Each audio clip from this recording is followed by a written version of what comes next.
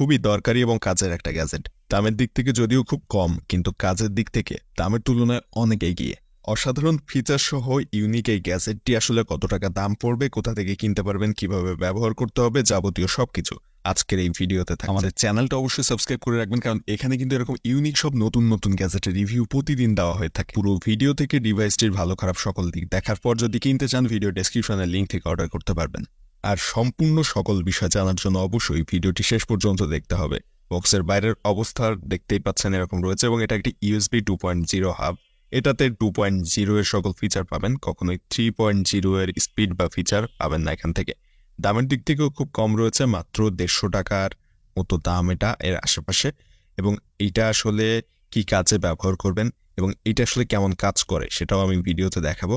তো বক্সের বাইরের অংশটা মূলত আমরা ফার্স্টে দেখেছি, এখন বক্স কন্টেন্ট হিসাবে কি রয়েছে সেটা দেখে নেই, এবং পরবর্তীতে এটা কাজ করে কেমন সেটাও দেখবো। এখান থেকে আসলে ফাইল ট্রান্সফার স্পিড কেমন, বা ফোন অন্যান্য জিনিস চার্জ করতে গেলে কেমন স্পিড এ চার্জ হবে, এইসব বিষয়গুলো আসলে কথা বলবো।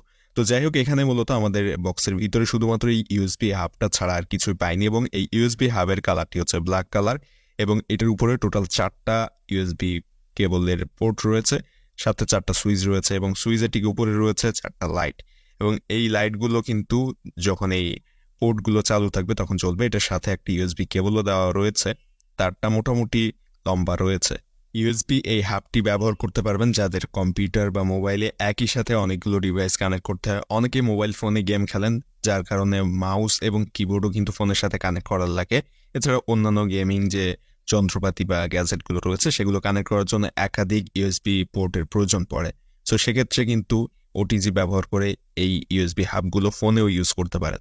এমনকি এগুলো চাইলে আপনি ল্যাপটপ, কম্পিউটার, ডেস্কটপ সব কিছুতে কানেক্ট করতে পারবেন।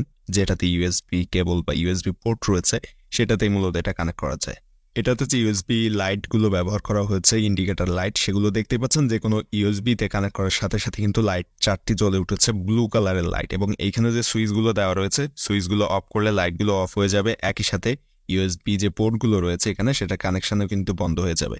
দেখতে পাচ্ছেন এখানে লাইটগুলো বন্ধ হয়ে গিয়েছে, এবং এই সুইচগুলো বন্ধ করে লাইট বন্ধ হওয়ার সাথে সাথে যেহেতু হাবের কানেকশন চলে যাবে, সেহেতু আপনি চাইলে যদি 2টা কানেকশন রাখতে চান, 2টা সুইচ চালু রাখবেন, 2টা অফ রাখবেন, এভাবে মূলত চালু রাখতে পারবেন। এবং লাইটগুলোর জন্য কিন্তু এটা বেশ সুন্দর লাগে, এটার কালারটা বেশ সুন্দর হয়ে ওঠে যখন এটাতে লাইট জ্বলতে থাকে ব্লু কালারের। সো আপনি যখনই এটা কোনো ইউএসবি পাওয়ারের সাথে কানেক্ট করবেন তখনই এখানে লাইটগুলো জ্বলবে, যদি আপনার এই হাবের সুইচগুলো চালু থাকে। সো এই জিনিসটা কিন্তু আমার কাছে ভালোই লেগেছে যে এই দামের মধ্যে একটা ইউএসবি হাবে এই ফিচারগুলো দেওয়া হয়েছে, যেখানে সুইচ এবং ইন্ডিকেটর লাইট রয়েছে। এর চেয়ে বেশ দামি অনেক ইউএসবি হাবেও কিন্তু এই লাইটগুলো থাকে না।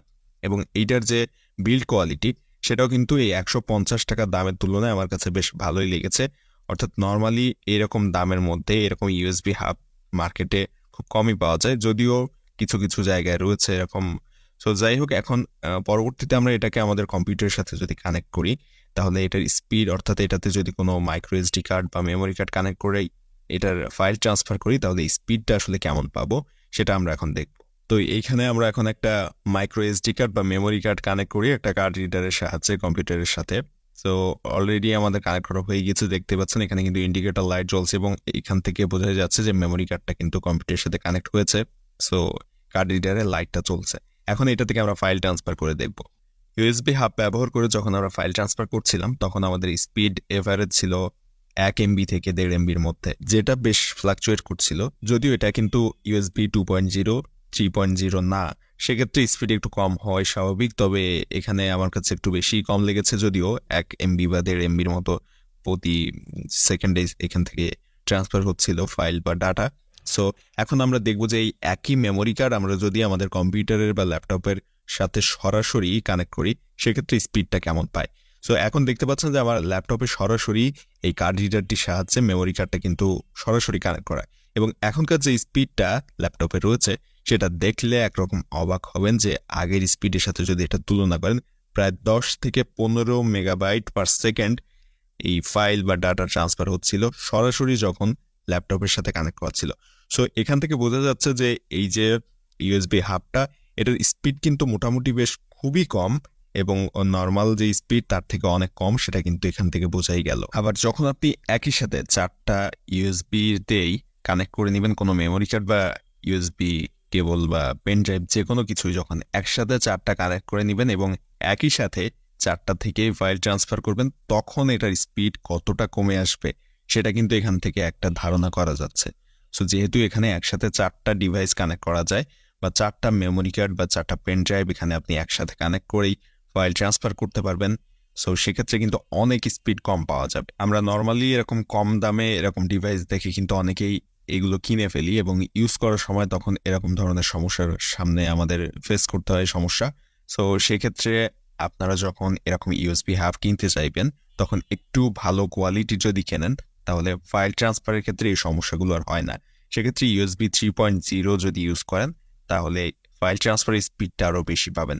এখন এই যে হাবটা আমি এতক্ষণ দেখালাম, এই ইউএসবি হাবটা আসলে কি কাজে ব্যবহার করা যাবে এবং এইটা এত কম দামে কাদের জন্য পারফেক্ট হবে সেটাও কিন্তু আমি আজকের ভিডিওতেই জানাবো। আসলে এইটা নর্মালি ফাইল ট্রান্সফার বা মেমোরি কার্ড, পেন ড্রাইভ এগুলো থেকে ফাইল ট্রান্সফার করার কাজে আসলে খুব কমই ব্যবহার করা হয়। ইমার্জেন্সি ক্ষেত্রে সেক্ষেত্রে আলাদা কথা, তখন এগুলো ব্যবহার করা যেতে পারে যখন অন্য কোনো ওয়ে না থাকবে সেক্ষেত্রে। তবে এইগুলো মূলত এই 100-150 টাকার যে ইউএসবি হাবগুলো রয়েছে এগুলো নর্মালি ব্যবহার করা হয় ফোন চার্জিংয়ের জন্য অথবা মাউস, কিবোর্ড এগুলো যখন একসাথে অনেকগুলো কানেক্ট করার প্রয়োজন পড়ে তখন এগুলো ইউজ করা হয়। অথবা আপনি যদি মেমোরি পেন ড্রাইভ থেকে কোনো ফাইল চেক করতে চান কিংবা ফাইল ওপেন করতে চান সেক্ষেত্রেও এটা ইউজ করতে পারেন। তবে কোনো সময় এইটা থেকে ডাটা ট্রান্সফার করা বা কোনো ফাইল ট্রান্সফার করার কাজে এই জিনিসগুলো আসলে ব্যবহার উপযোগী না অতটা। গেমিংয়ের জন্য অনেকেই বিভিন্ন ধরনের ডিভাইস ব্যবহার করেন, এমনকি একাধিক মাউস এবং কিবোর্ড ইউজ করা লাগে একই সাথে, এবং অনেকেই কিন্তু এডিটিংয়ের জন্য ব্যবহার করেন ভিন্ন ভিন্ন মাউস এবং ভিন্ন ভিন্ন ইউএসবি কেবল বা পোর্ট এর প্রয়োজন পড়ে।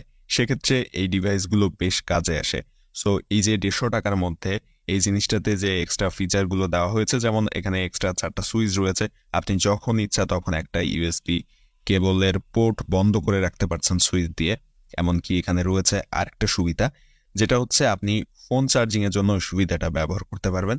নর্মালি ইউএসবি কেবল ব্যবহার করে যেমনটা আপনি এখানে পাওয়ার নিয়ে আসতে পারবেন, ঠিক তেমনই নর্মাল যে রাউটারের গোল টাইপের যে কেবলগুলো থাকে ওই কেবলগুলো 5 ভোল্ট যদি আপনি এখানে কানেক্ট করতে চান সেটারও ব্যবস্থা রয়েছে।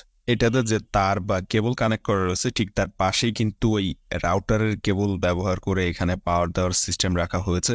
তবে এটা আপনি চাইলে ব্যবহার করতে পারবেন ফোন চার্জিং এর ক্ষেত্রে বা এটাতে নর্মাল পাওয়ার দেওয়ার ক্ষেত্রে। সো এই জিনিসটাও কিন্তু আমার কাছে ভালো লেগেছে যে 150 টাকার একটা জিনিসে এতগুলো ফিচার একসাথে অ্যাডজাস্ট করা হয়েছে এখানে। এই ডিভাইসটা ব্যবহার করে আপনি কিন্তু একসাথে 4টা ফোন চার্জ করতে পারবেন আপনার একটা ফোনের চার্জার অ্যাডাপ্টার ব্যবহার করে। সেক্ষেত্রে আপনার কিন্তু কোনো রকম সমস্যা হবে না। জাস্ট 4টা কেবল থাকলে আপনি এইটা আপনার ফোনের যে অ্যাডাপ্টার রয়েছে সেখানে কানেক্ট করে একসাথে 4টা ফোন চার্জ করতে পারছেন। এবং নর্মালি এইটাতে যেহেতু 5 ভোল্ট প্রোভাইড করে সেক্ষেত্রে চার্জ হতে কোনো রকম সমস্যা হবে না।